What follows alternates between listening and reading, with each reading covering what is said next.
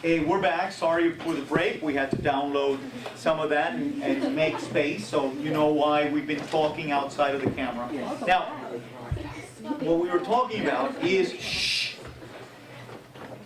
that traditional women's roles were inside the house.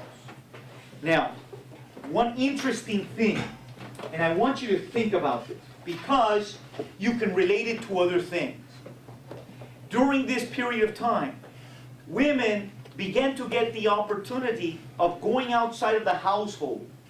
And not all of them. Some of them, because they were being discriminated by their own families. Their own mothers would say, women don't do that. Okay? Women's role is to do this. Fathers wouldn't want their daughters educated. They were supposed to be ladies. But during this period of time, there were some key women and some key families that began to break that mold and say, you should be educated. And women began to go to universities, like Vassar College. And as they began to go to universities, and by the way, the degrees that they got was still not great degrees. That, by and large, even though I am a teacher, and I think teaching is a great profession, it's a profession that, because it was one of the few ones that women could go into, was always looked as a female profession. And why? Because women were viewed as motherly, and because teaching has to do with children, it was associated with women, and they were allowed to do that. The other profession that many women went into was social work. Social work was, again, a caring for others, which is perceived to be kind of a women's role, to care for others. So social work and nursing, again, a caring profession. Now, there are very few women that would go into, for example, the legal profession. I once was before a judge, and she said to me, I was the only woman in my law school. She was the only woman in her law school. Everybody else was a man, because the law was not viewed as a profession for women. It has to do with combat and argument, and that's not very ladylike. But as these women began to be educated, they began to realize that there's really no reason why women should not be fully functional members of society. And to be fully functional members of society, Valentina, what is it that they need that they did not have? Like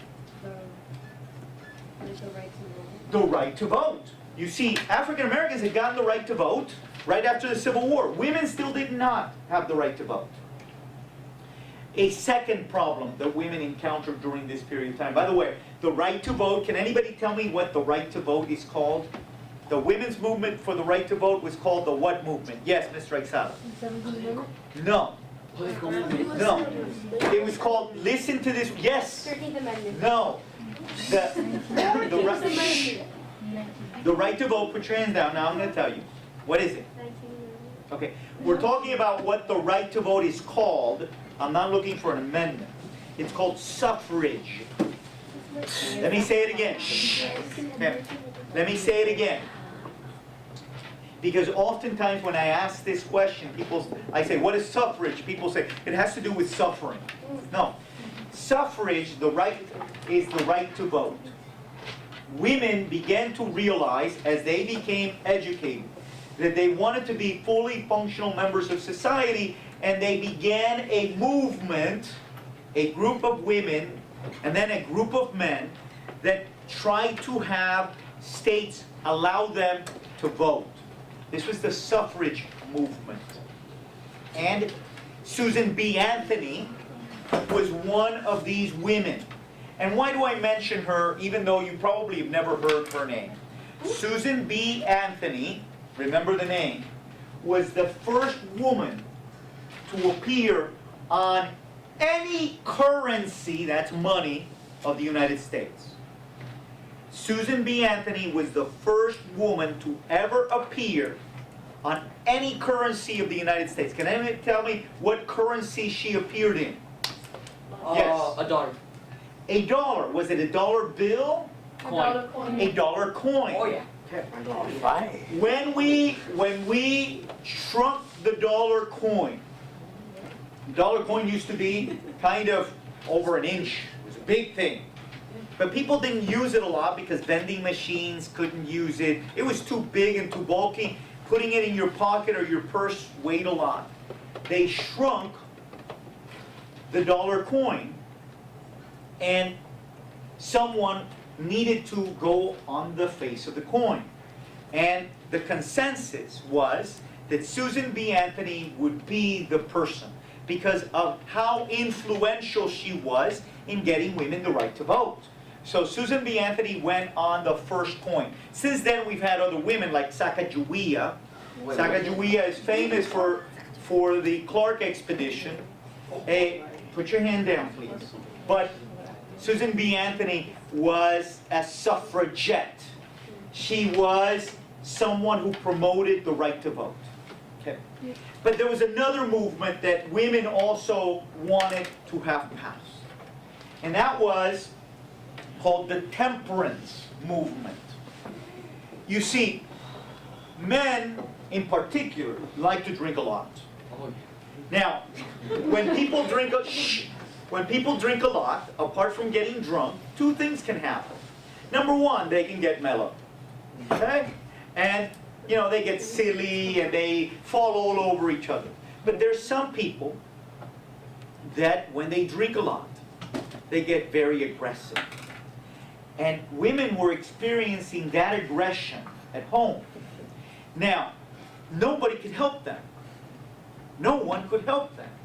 No one at all. And the reason for that is that when you got married, the law presumed that a man and a woman get married, they become one person. The one person was the husband. So the same way that if you hit your left hand with your right hand, the left hand can't call the police because it's part of your body. When a woman was abused by her husband because they were presumed under the law to be the same person, the law could not come in to interfere. You're one body. The left hand can't be beaten up by the right hand. If it is, tough luck. So women began to say, hey, wait a second. Why are we being exposed to this violence? It's the alcohol. The alcohol in our society is making our men drunk. Our men beat us up. The law doesn't give us an answer. So women began a movement to make alcohol illegal. These two movements worked together. And guess what? They were successful in both. The 18th and the 19th Amendment. One made alcohol illegal, the 18th. And the 19th Amendment gave women the right to vote. So, and you're probably sitting there going, my parents have some alcohol. Is it illegal for them to own it? It is. And that's another story. But women were allowed to, because of their movement, because of their strength in getting together, were allowed to change the Constitution to get the right to vote and to make alcohol consumption, that means drinking it, manufacturing it, and selling it illegal in the United States. So the women's suffrage and temperance movement became big time. Now, women were one of the minorities that we wanted to talk about. The second, actually there's many, African Americans were another minority that during this period of time were experiencing some growth. There was some argument that was going on in the African American community. You see, many African Americans that lived during this period of time had been slaves. And to them, the ones that had been slaves, being free was a great step forward. Becoming a citizen and having the right to vote, that was equality. Never mind the fact that they weren't treated as equals by white Americans. We've arrived, we have the right to vote, and we have citizenship, and we're free. That's all we need. So, a part of the African American movement during this time was the way that we can get better is through education. The more we get educated, the more people are going to respect us. Don't fight discrimination. We can be separate. You can have whites in their neighborhoods and blacks in their neighborhoods. We can be separate. And as we get educated, we can shrink that gap. Others in the African American movement said, hogwash, that's terrible. That's terrible. W.E.B. Du Bois said, we don't want to be separate, we want to be equal. We want to have the same rights, the same responsibilities as white Americans. There was a movie that came out last year that was about a group of men, probably about 10 years after this chapter that we're talking about. The beginning of World War I. I'm sorry, no. The beginning of World War II, about 20, 30 years after this. And this African American movement, we're still in, we want to be equal. Do you remember what that movie was? It had to do with World War II and airplanes. Red Tails, Captain America. Yes, there were a lot of African Americans in the Captain America movement. Red Tails. And in Red Tails, you have, and you see, how many of you saw Red Tails? Raise your hand. Okay. I saw Red Tails.